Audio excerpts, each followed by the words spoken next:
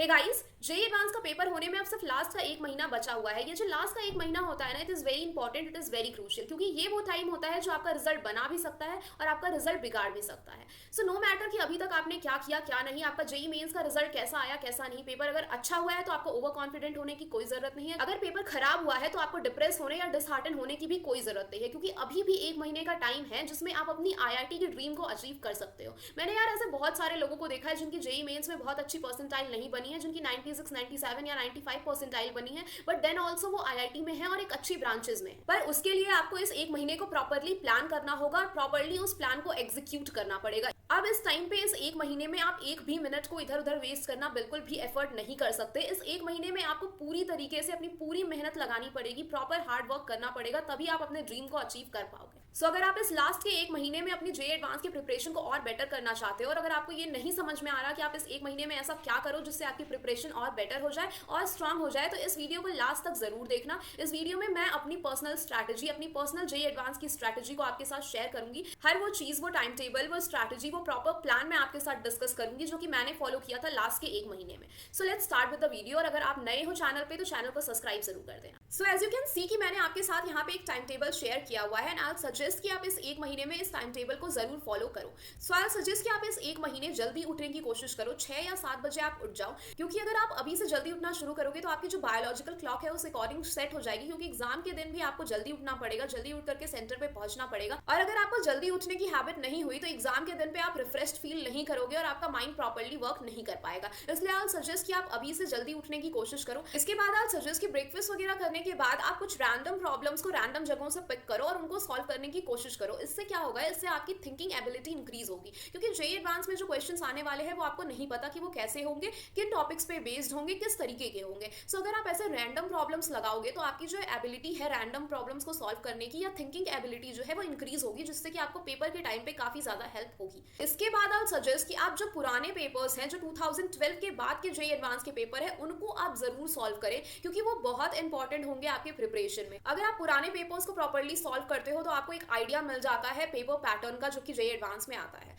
So I suggest कि जैसे JEE advance का पेपर स्लॉट वाइज होता है, वैसे ही आप बैठ के मॉक पेपर्स को भी दे। 9 से 12 आप पेपर 1 दो, उसके बाद 12 से 2 का जो ब्रेक होता है उसमें आप उस पेपर को एनालाइज करो, आपने कहाँ गलतियां करी हैं, क्या सिली मिस्टेक्स आपसे हुई हैं, किन वजहों से आपसे प्रॉब्लम सॉल्व नहीं हो पाया है, कौन कौन सी टॉपिक है जिसको आपने पढ़ा था बट उनकी प्रॉब्लम सॉल्व नहीं सॉल्व कर पाए, कौन सी वो टॉपिक है जिनकी प्रॉब्लम आप सॉल्व कर सकते हो अगर आप पढ़ लो तो। इन सारी चीजों को एनालाइज करो, एक जगह पे नोट करो और प्लस उस टाइम में आप रेस्ट करो।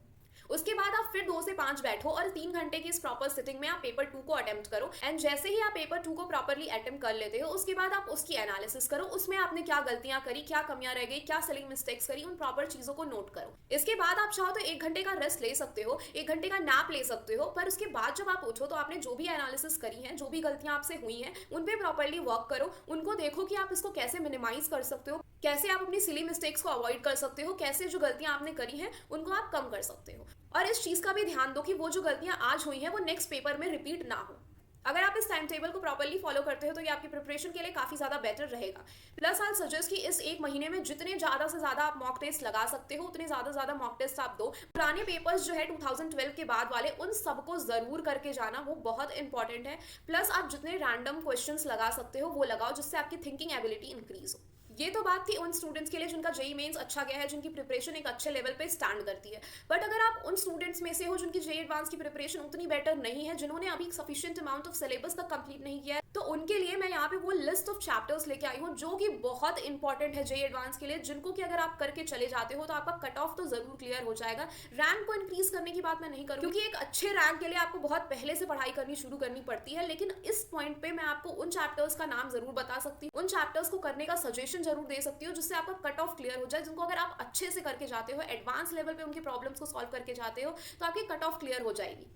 सो बेसिकली यहाँ पे आपके पास उन चैप्टर्स का लिस्ट है जिनकी बहुत ज्यादा हाई वेटेज होती है एडवांस के अंदर। सिर्फ इन चैप्टर्स को करने से आपके कट ऑफ्स क्लियर हो सकते हैं। बाकी अगर मान लो कि आपके 2 सब्जेक्ट्स की प्रिपरेशन बहुत अच्छी है और तीसरे सब्जेक्ट में आप लैक कर रहे हो, तीसरे सब्जेक्ट में आपको ये डर है कि कहीं आपका कट ऑफ क्लियर होते होते तो ना रह जाए, सो आई सजेस्ट कि आप उस पर्टिकुलर सब्जेक्ट के लिए इन चैप्टर्स को जरूर करके जाना, क्योंकि ऐसे बहुत से लोग होते हैं जिनके 2 सब्जेक्ट्स में तो बहुत अच्छे नंबर आए होते हैं पर तीसरे में उनका कट ऑफ क्लियर नहीं हो पाता, जिससे वो आईआईटी नहीं जा पाते। सो इसलिए आई सजेस्ट कि आप कोई ऐसी गलती मत करना, हर एक सब्जेक्ट पे फोकस करना। जो आपके स्ट्रॉन्ग सब्जेक्ट्स है ना, उनको आप इस टाइम पे और स्ट्रॉन्ग करने की कोशिश करो, जिससे आपकी रैंक में इंक्रीमेंट आए। पर जो आपका वीक सब्जेक्ट है ना, उस पर इतना जरूर फोकस करना जिससे कि आपको कट ऑफ को क्लियर करने में कोई प्रॉब्लम ना हो सके। ऐसे में अपने बहुत सारे दोस्तों को जानती हूँ जिन्होंने 2 सब्जेक्ट में तो बहुत ज्यादा मार्क्स स्कोर किए हुए हैं, बट तीसरे में उन्होंने सिर्फ इतने ही मार्क्स स्कोर किए हैं जिससे कि उनका कट ऑफ क्लियर हुआ है, बट देन ऑल्सो वो CSEC जैसे ब्रांचेस में है। इसलिए आई सजेस्ट कि जो आपका चैप्टर वीक है उस पर आप सिर्फ उतना ही फोकस करो जिससे कि आपका कट ऑफ क्लियर हो जाए, क्योंकि अगर आप उस पर बहुत ज्यादा टाइम वेस्ट करोगे तो आप अपने स्ट्रॉन्ग पोर्शंस को छोड़ दोगे और उससे जो आप मार्क्स ला सकते थे वो आप नहीं ला पाओगे। इसलिए आप अपने स्ट्रॉन्ग सब्जेक्ट्स पे ज्यादा फोकस करो, वीक सब्जेक्ट्स में सिर्फ कट ऑफ क्लियर करने तक का ही फोकस करो। देखो यार, क्योंकि अब बहुत ज्यादा टाइम नहीं बचा हुआ है, बहुत कम टाइम बचा हुआ है, सिर्फ 1 महीने का टाइम बचा हुआ है, और ये जेई मेंस नहीं है, जेई एडवांस का पेपर है। यहाँ बहुत सारे लोग हैं जो 3-3, 4-4, कुछ तो क्लास 6 से प्रिपरेशन कर रहे हैं, 6-6 साल से प्रिपरेशन कर रहे हैं। आपका कंपटीशन उनके साथ है, इसलिए अब आप अपने एक भी मिनट को वेस्ट करना एफर्ट नहीं कर सकते, क्योंकि यार जितनी भी गलतियां करनी थी ना वो आप अभी तक कर चुके हो। अब आप कोई भी गलती अगर करोगे तो आपका एक जो सपना रहा है हमेशा से IIT जाने का, आप उसको खो दोगे, क्योंकि अभी सिर्फ 1 महीने का टाइम बचा हुआ है। आप इस टाइम पे प्रॉपरली पढ़ाई कर लो, फिर जितना चल करना होगा वो IIT में आकर के करना। सो एट द एंड मैं यही कहूंगी कि इस 1 महीने में यार प्रॉपर मेहनत करना, अपना 100% देना, जितना हार्डवर्क आप कर सकते हो उतना करना, क्योंकि फिर ये मौका आपको दोबारा नहीं मिलेगा। जेई मेंस की तरह यहाँ पे आपको सेकंड अटेम्प्ट का चांस नहीं मिलेगा। और अगर आप ड्रॉपर हो फिर तो आपके लिए बिल्कुल भी कोई दूसरा चांस नहीं है, आपको दोबारा जेई एडवांस देने का मौका नहीं मिलने वाला, आप दोबारा ड्रॉप नहीं ले सकते।